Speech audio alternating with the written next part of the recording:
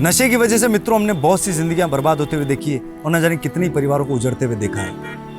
Rape, चोरी, बलात्कार, हत्याएं, मर्डर, लूट खसोट, दंगे फसाद, लड़ाई झगड़ा, घरेलू हिंसाएं और न जाने ऐसे कितने ही घिनौने अपराध अक्सर इंसान नशा करने के बाद बड़ी आसानी से कर देता है, जो कि शायद बिना नशा किए वो कभी नहीं कर पाता।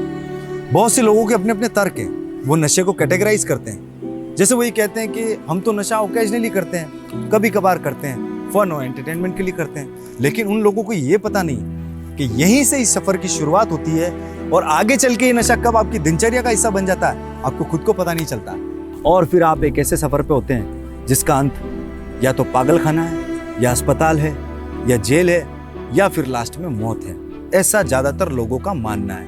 लेकिन नहीं, एक जगह और है जहां पर नशाखोर की नहीं बल्कि नशे की मौत होती है और वहीं से एक नशाखोर की जिंदगी को नई दिशा मिलती है, जो कि है रिहैब सेंटर, नशा मुक्ति केंद्र। और आज हम एक ऐसे ही नशा मुक्ति केंद्र पर जाने वाले हैं जिसका नाम है नई दिशाएं सेवा संस्थान। चलिए मेरे साथ किस तरह से वो कार्य कर रहे हैं और जो लोग लगभग बर्बादी की कगार पे थे उन लोगों को कैसे वो नशे से बाहर लेके आ रहे हैं।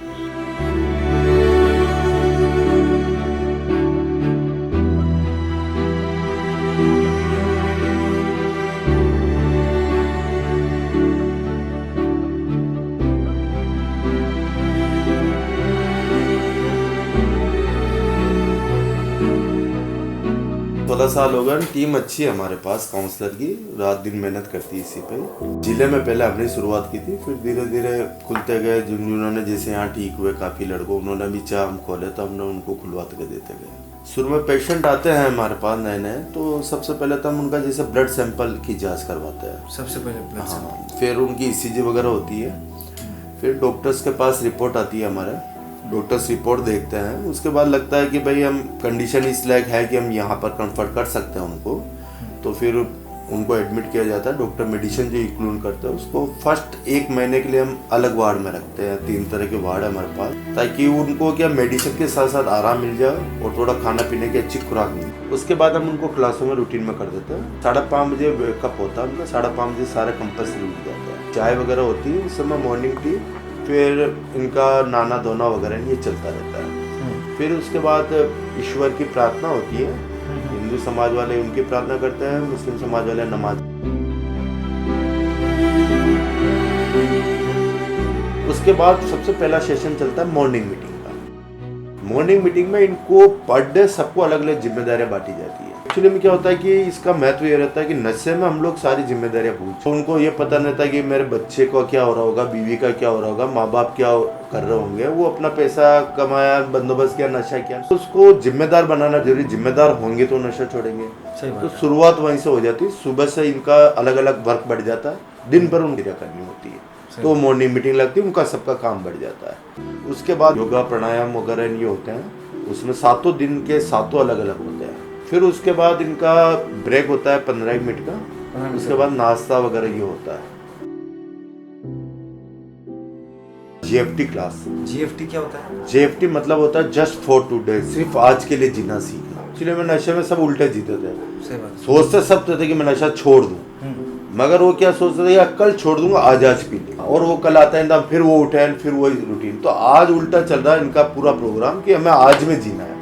बिल्कुल सही। रोज एक थॉट होता है पर डे का, उस थॉट पर उनको सिखाया जाता है कि आज का थॉट ये है, उस पर पर डे पे आपको ऐसे काम करना है। इनपुट के अंदर क्या होता है कि अब ना रियलाइज भी हो गया कि हम एक ऐसे दलदल में फंस चुके हैं जिसके निकलने के तरीके कुछ नहीं है, हमें इसे छोड़ना रहा। मगर छोड़े कैसे? जब हम बाहर की दुनिया में जाएंगे तो बाहर दोस्त वही, माहौल वही, सर्कल वही, आपकी फीलिंग वही, आपके थॉट वही, सारा कुछ वही चलेगा।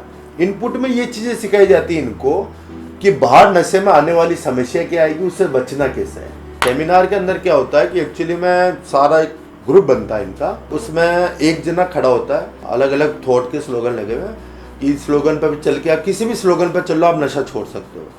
तो एक जना खड़ा होता है, उस स्लोगन पे बोलता है। एक्चुअली में क्या है कि नशे में हम किसी के सामने बोल नहीं पाए।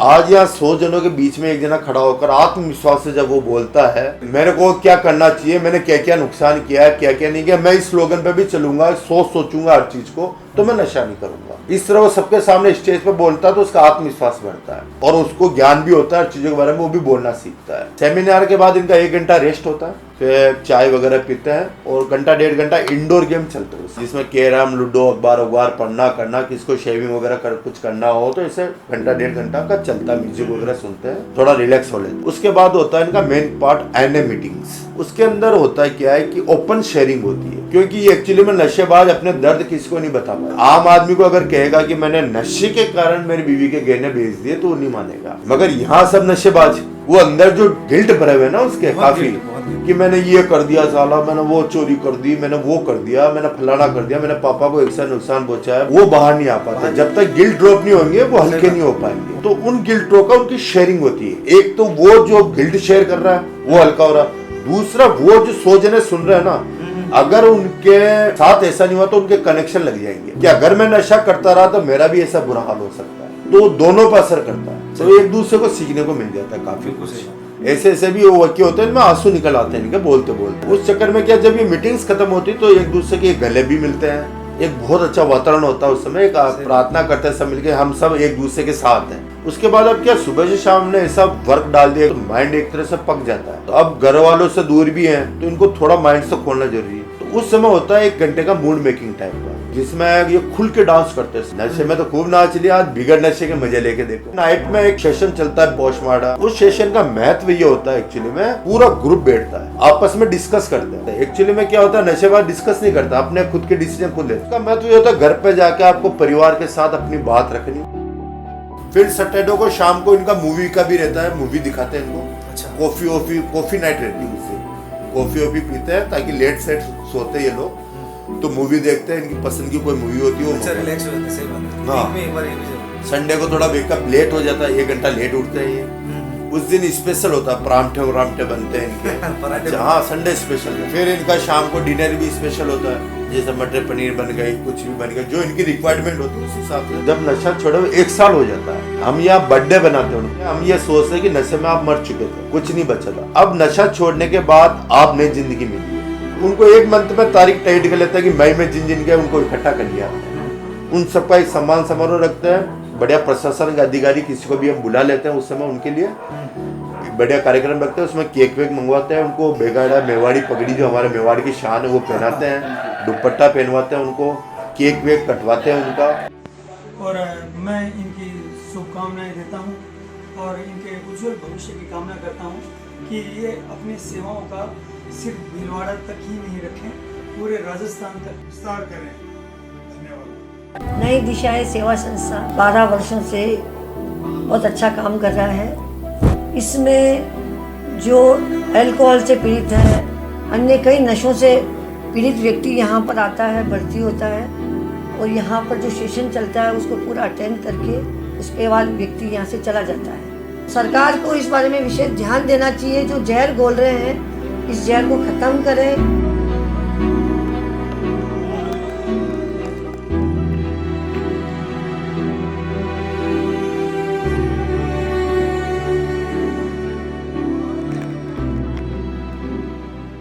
नई दिशाएं सेवा संस्थान नशा मुक्ति पुनर्वास केंद्र का मैं अध्यक्ष हूँ। इसने मेरे सामने एक ही प्रस्ताव रखा तो मैं नशा मुक्ति केंद्र खोलना चाहता हूँ। तो ये किराए के मकान के ऊपर हमने एक नशा मुक्ति केंद्र खोल करके और इसको इन्होंने अपना कार्यक्रम चालू किया।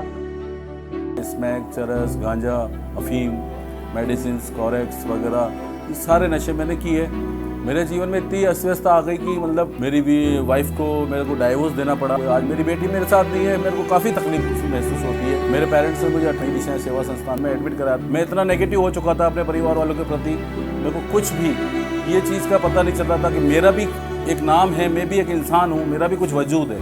मैं अपने आप को भी नहीं पहचान पा रहा था। कुछ समय तो मैं नेगेटिव रहा, उन्हीं सोचों में चलता रहा। धीरे धीरे जैसे मेरे को आगे से आगे मोटिवेशन मिलता गया, आगे मैं बढ़ता गया, मैंने अपने आप को समर्पित कर दिया। मेरा नाम डॉक्टर नसीम झा है। मैं कंसल्टेंट साइकियाट्रिस्ट के रूप में नई दिशाएं सेवा संस्थान में कार्यरत हूँ। यह संस्था पिछले 13 सालों से विभिन्न प्रकार के नशे जैसे शराब, भांग, गांजा, अफीम इत्यादि को छुड़ाने में लोगों की काफ़ी मदद कर रही है।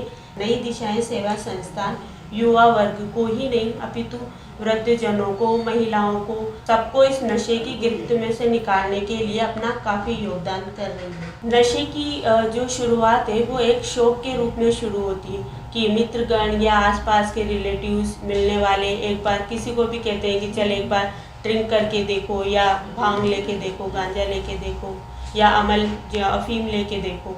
तो नशे की जो शुरुआत है वो एक शौक के रूप में होती है, ट्राई जिसको बोलते हैं, ट्राई फेज में शुरू होती है, लेकिन धीरे धीरे इसकी एक आदत सी पड़ जाती है। बाद में व्यक्ति मजबूर होता है नशे को लेने के लिए। जब तक वो अगर नशा नहीं लेगा तो उसका मानसिक व शारीरिक संतुलन काफ़ी बिगड़ जाएगा। तो नशा एक आदत कब बढ़ जाती है इसका पता ही नहीं चलता। नशीले पदार्थ विभिन्न प्रकार की मानसिक बीमारियों जैसे कि काम में मन ना लगना, अपने आप में रहना, शक वहम करना, इस तरह की बीमारियों को जन्म देते हैं।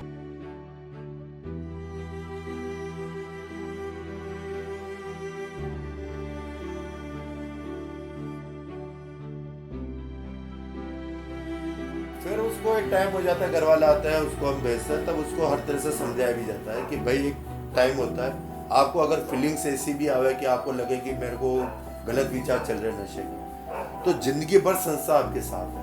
हम ये नहीं कह रहे कि 9 महीने रहना, आपका नाश्ता कट गया चलो जाओ, आपको जिंदगी भर आना है यहाँ पर। हर 15 दिन में 1-2 दिन तो आना ही आना है, ताकि आपका माइंड वॉश रहे। बहुत जाते टेंशन शुरू होती, उनका आप अकेला सामने नहीं कर सकते। अगर हम सब साथ मिलके करेंगे तो उनको हम आगे बढ़ सकते हैं। मेरा नाम मुकुल है।